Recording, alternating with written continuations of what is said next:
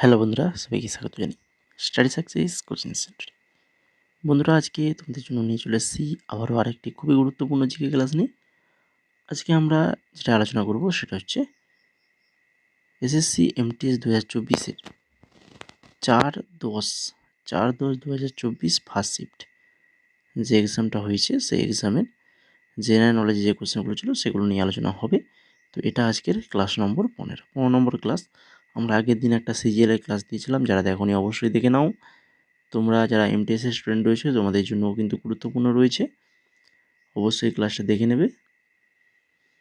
এছাড়া সিএইচএসএল এবং জিডি 2024-এ যে ক্লাসগুলো করিয়েছি আমরা, যার প্লেলিস্ট তোমরা এই ডেসক্রিপশানে পেয়ে যাবে।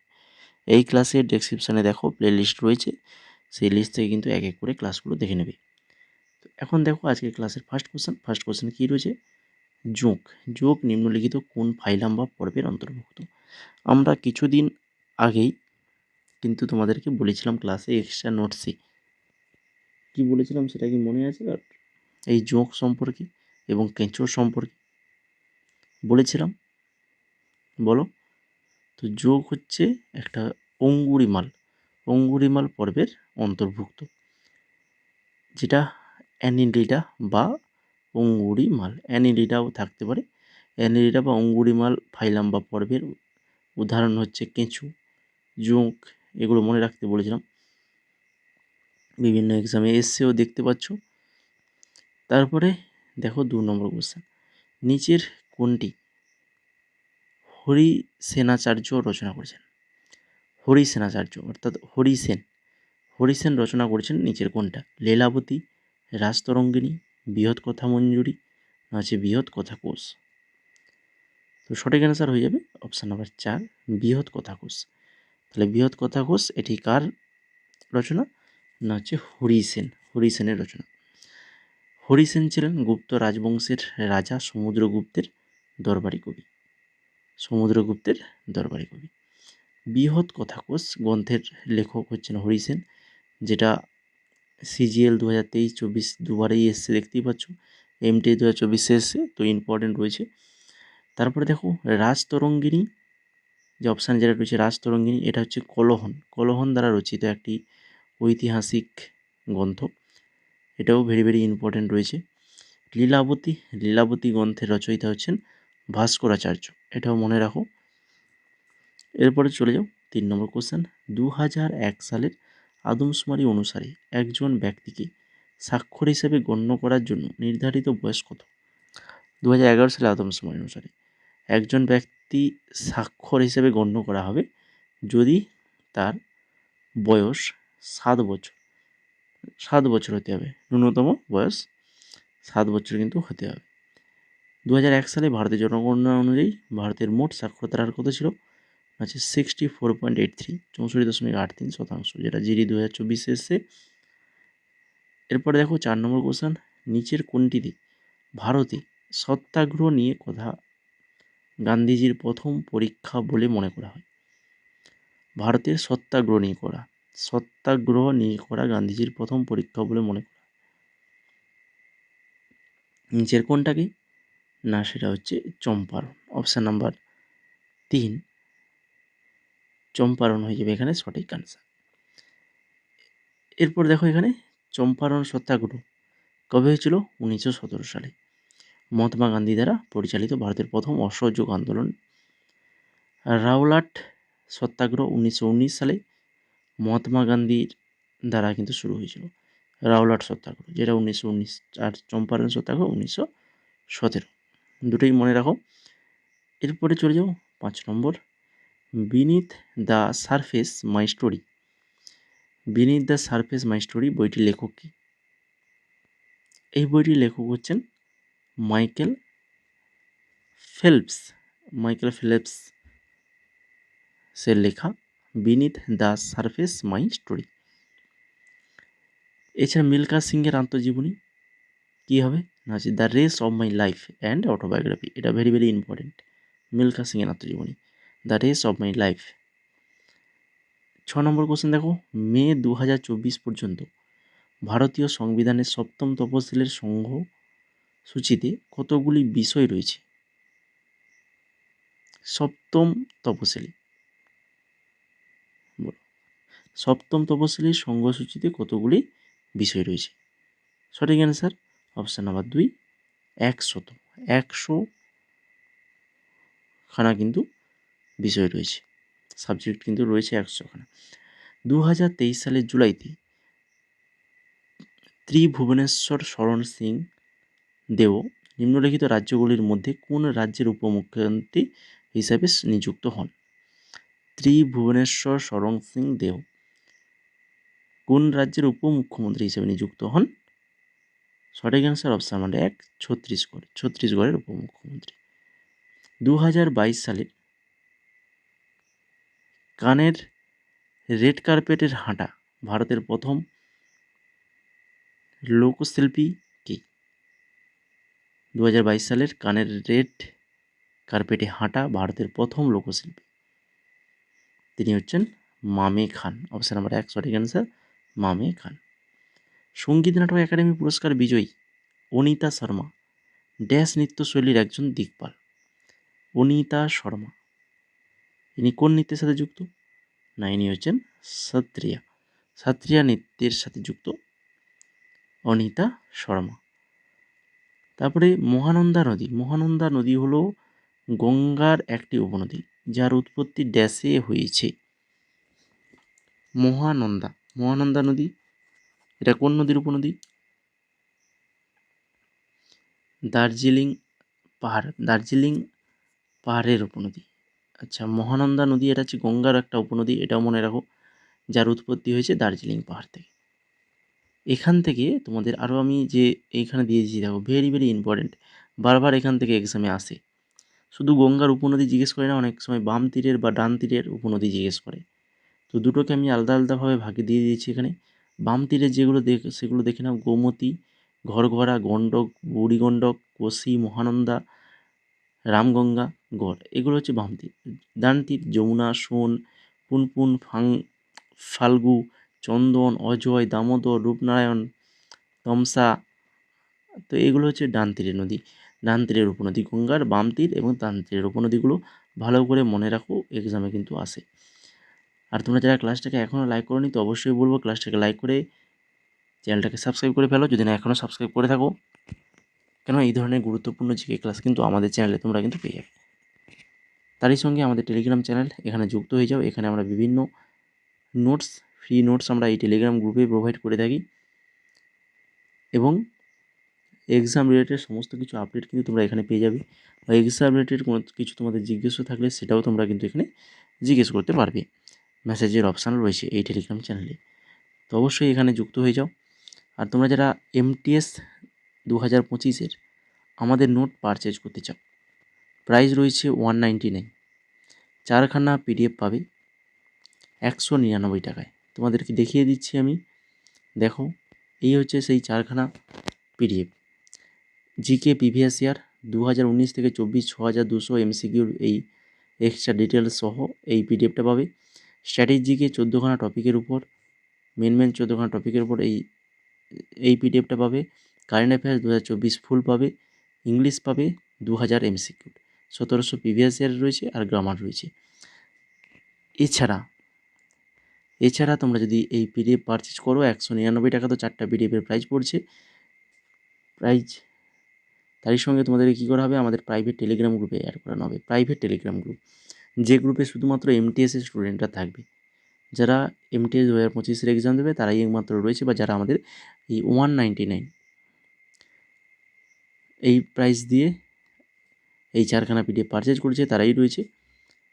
তো সেখানে অনেক PDF ইতিমধ্যে কিন্তু দেওয়া হয়ে গেছে, গুরুত্বপূর্ণ অনেক নোটস এখানে দেওয়া হয়ে গেছে, তো এই গ্রুপে অ্যাড করে দেওয়া হবে।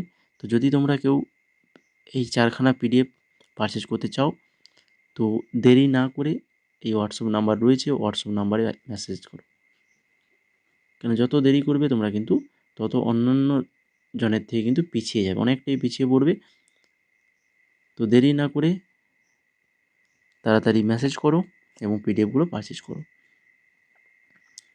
তো এবার চলো শুরু করি আজকে ক্লাসের 11 নম্বর কোশ্চেন। কী রয়েছে, ভারোত্তোলনে যখন একজন ক্রীড়াবিদ স্ন্যাচ বা ক্লিন অ্যান্ড জার্কের 3টি প্রচেষ্টায় মিস করার কারণে মোট পোস্ট অর্জন করতে ব্যর্থ হন, তখন এটিকে ড্যাশ বলা হয়? বলো, ভারোত্তোলন। কী হবে? এটিকে কি বলা হবে?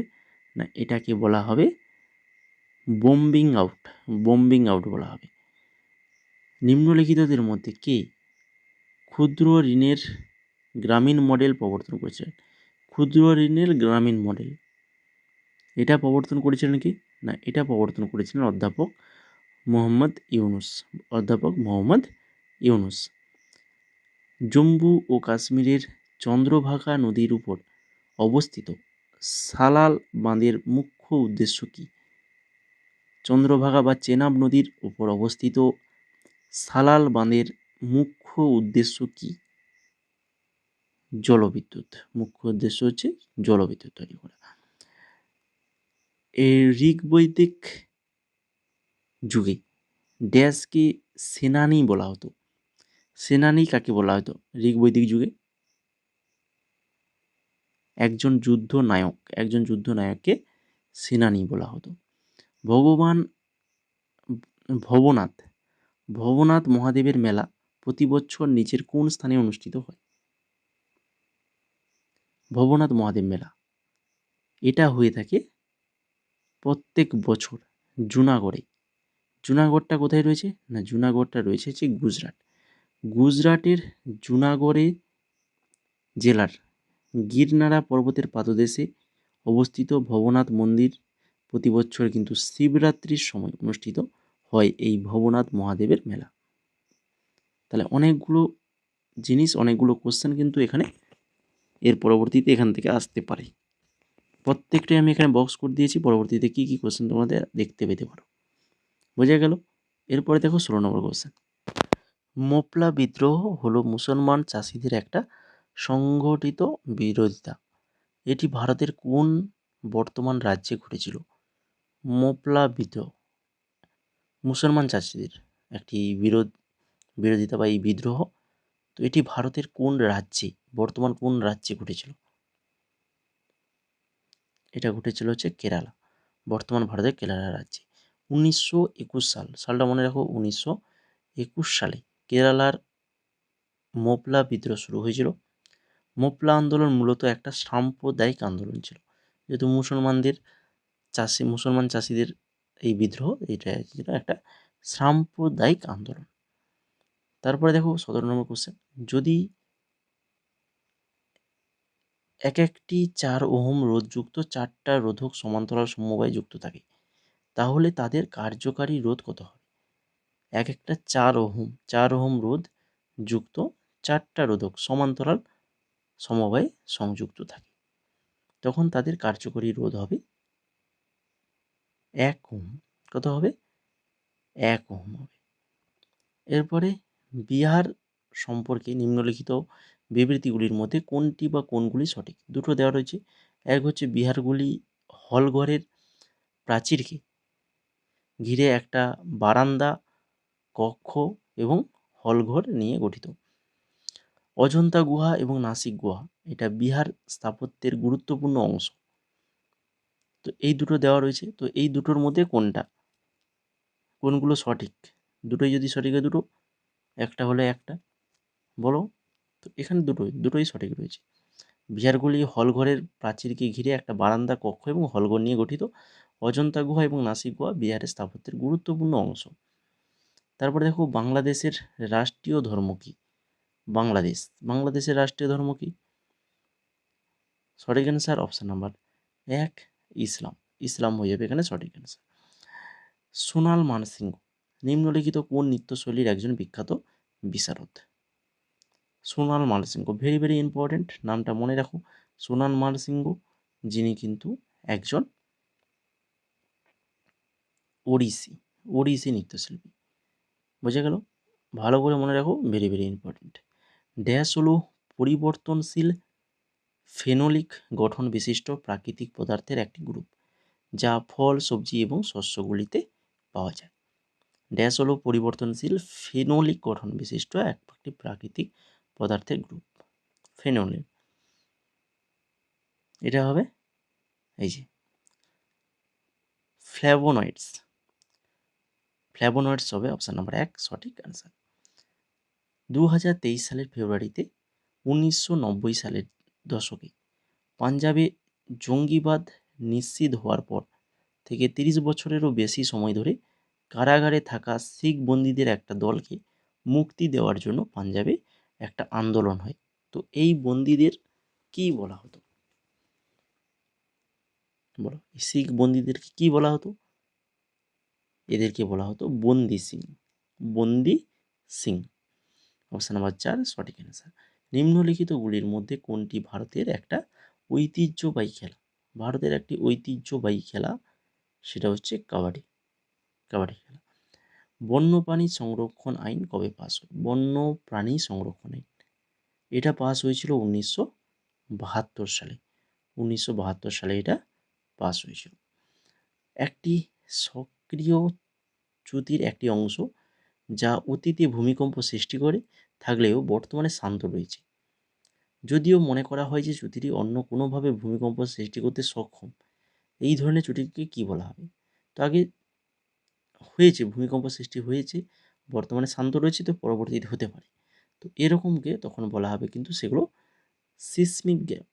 কী বলা হবে? সিসমিক গ্যাপ বলা হবে। অপশান নাম্বার 3 হয়ে যাবে এখানে সঠিক আনসার। তো এই ছিল মোট আজকের 25খানা কোয়েশ্চেন। তো এইভাবে আমরা আগের 14খানা ক্লাস আলোচনা করেছি এক্সট্রা ডিটেলস দিয়ে। তো যারা আগের ক্লাসগুলো দেখোনি অবশ্যই দেখে নেবে, আর আজকের ক্লাসটা যদি ভালো লেগে থাকে তো অবশ্যই ক্লাসটাকে লাইক করে ফেলো। এখনও দেরি করছো কেন? কী ভাবছো আরও? ক্লাসটা অবশ্যই লাইক করো, বন্ধুদের মাঝে শেয়ার করো, এবং তার সঙ্গে চ্যানেল নতুন হয়ে থাকলে অবশ্যই চ্যানেলটিকে সাবস্ক্রাইব করে বেল আইকনে ক্লিক করে দাও। আর আমাদের টেলিগ্রাম চ্যানেল, এখানে ফ্রি নোটস পাবে তোমরা। যদি ফ্রি নোটস নিতে চাও তাহলে তোমরা এই টেলিগ্রামে যুক্ত হয়ে যাও, এবং বিভিন্ন এক্সাম রিলেটেড আপডেট পেতে গেলে এই টেলিগ্রামে যুক্ত হও। সার্চ করো টেলিগ্রামে গিয়ে, করলেই সেখানে পেয়ে যাবে।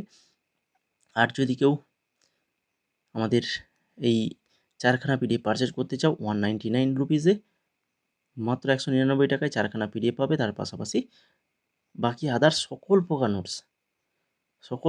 নোটস তোমাদেরকে আমাদের এই প্রাইভেট টেলিগ্রাম গ্রুপে দেওয়া হবে। অনেক নোটস দেওয়া হয়ে গেছে, তোমরা জয়েন করলেই দেখতে পাবে সেখানে কিন্তু অনেক নোটস আমাদের প্রাইভেট টেলিগ্রাম গ্রুপে ইতিমধ্যে অনেক পিডিএফ দেওয়া হয়ে গেছে। ইংলিশেরও দেওয়া চলছে, কিছু কিছু গ্রামার একদম এক্সপ্লেন সহ গ্রামারগুলো দেওয়া হচ্ছে, যাতে তোমরা সহজেই বুঝতে পারবে জিনিসগুলো। তাছাড়া সিএইচএসএলের পিডিএফও রয়েছে, 49 টাকা রয়েছে মাত্র। তো এগুলো যদি নিতে চাও তো অবশ্যই হোয়াটসঅ্যাপ নাম্বারে হাই লিখে মেসেজ করো।